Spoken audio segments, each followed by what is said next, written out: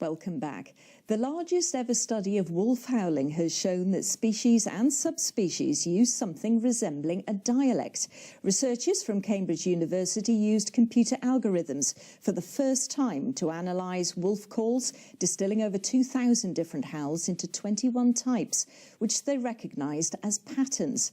Well, joining us now is Dr. Arik Kershenbaum, lead researcher of the study. Welcome, Arik. Hello. So tell me a little bit about where you actually went to do all this research. Was it global?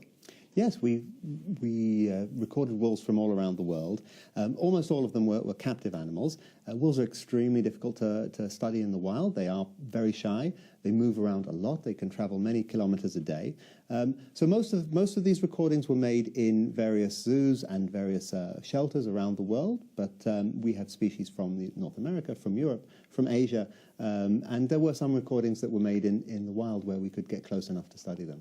Tell us what you found when you actually did this research. Well, we really wanted to find out whether the different types of wolves, and not just wolves, but also related animals like jackals and coyotes and even domestic dogs, whether they have differences in the way that they howl, or whether it's perhaps just arbitrary, random noises that they make. We had some idea that there are differences because you can tell the difference between one species of wolf and another if you listen carefully. But what we didn't expect was to find that all of these animals make use of the same set of howl types, but use them very differently. So some will make use of some more than others, and other groups of wolves will make use of others more than one. And we found this actually does give us the ability to distinguish between these different subspecies and species. So what use is this research in the long term in actually understanding how wolves socialise and live together?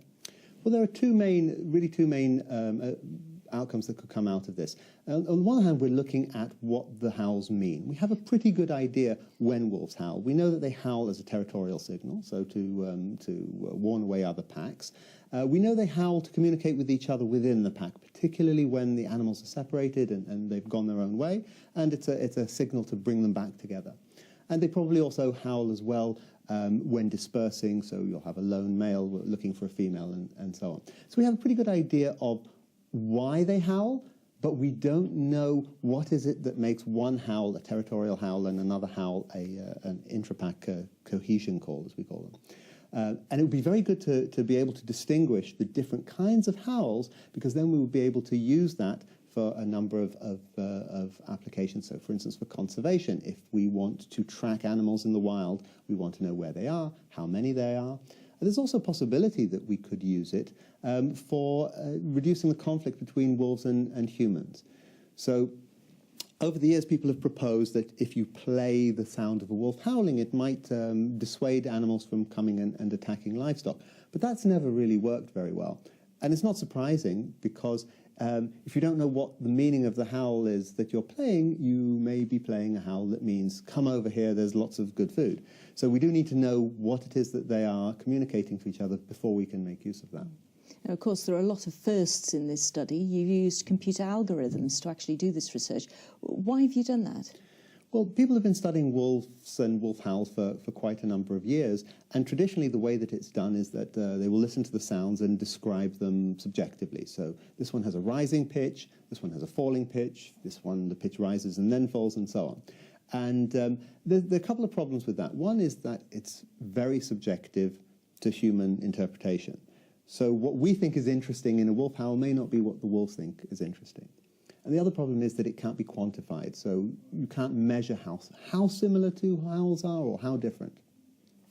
But now that we have improved computer technology and improved algorithms, we can actually do all of that objectively using the computer and not rely on the subjective human assessment. So we use these algorithms to measure certain patterns in the howls and then compare them quantitatively to give us a number. Howl A and Howl B are 69% similar, whereas C and D may be 10% similar. And that gave us the advantage of objectivity and, of course, also the advantage to work with very large amounts of data. Of course, you went on YouTube as well, I believe. So is that fairly unusual in research, looking at domestic dogs, wasn't it? Yes, I think it's increasingly we need to make use of all of the data sources that are available to us. So, of course, when you need to record wolves in the wild, you have to go to where they are and find them and record them. But we studied not just wolves. We also looked at all members of the related species, including coyotes and including domestic dogs. And the best place to look for domestic dogs is, of course, where people record their dogs and place them on YouTube. And there is a huge number of recordings which we can make use of without necessarily interpreting the context in which we don't know the context in which they were recorded. But if all we're interested in is the sounds themselves, we can do that. So in fact, what we did, we had a young school student from the Cambridge area who asked to do his Year 10 work experience with us. And he came in and went through all of these videos and extracted the howls and entered them into our database.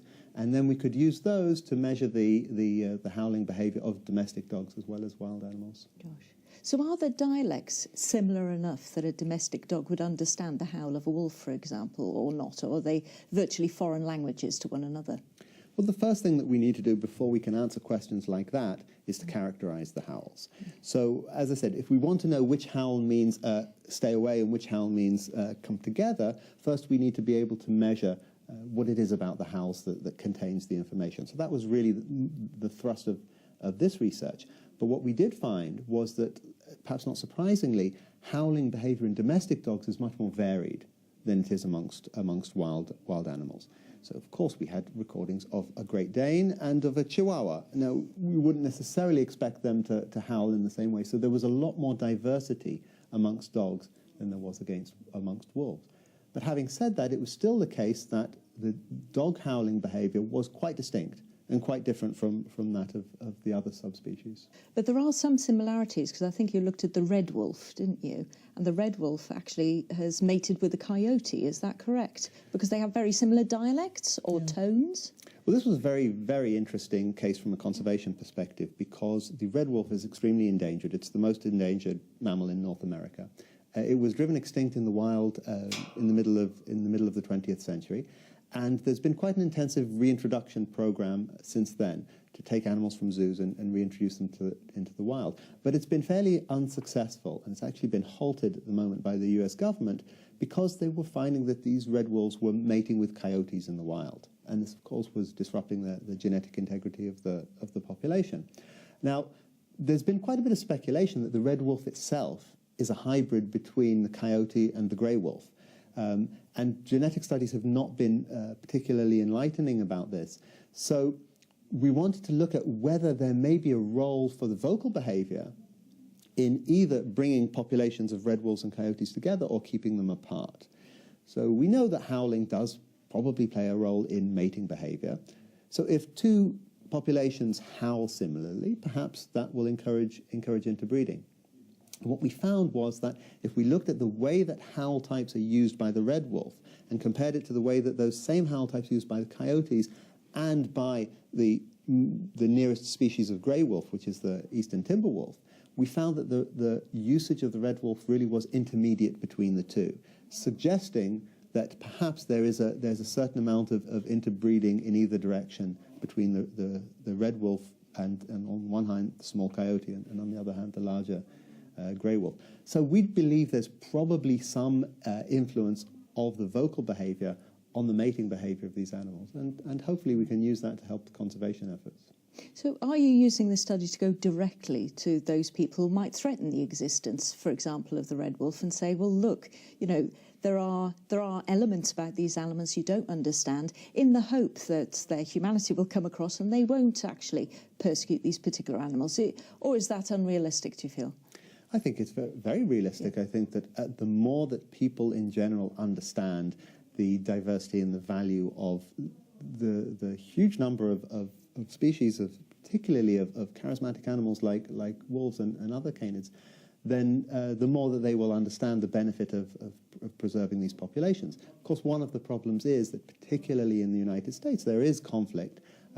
There are ranchers and farmers who feel that these animals are impinging on their livelihood, and that's why we have to develop ways of enabling the wild populations to live without conflict with humans, and we're hoping to do that. But there's no doubt that raising awareness and raising an understanding of just how much diversity there is can only help people to help them to find solutions.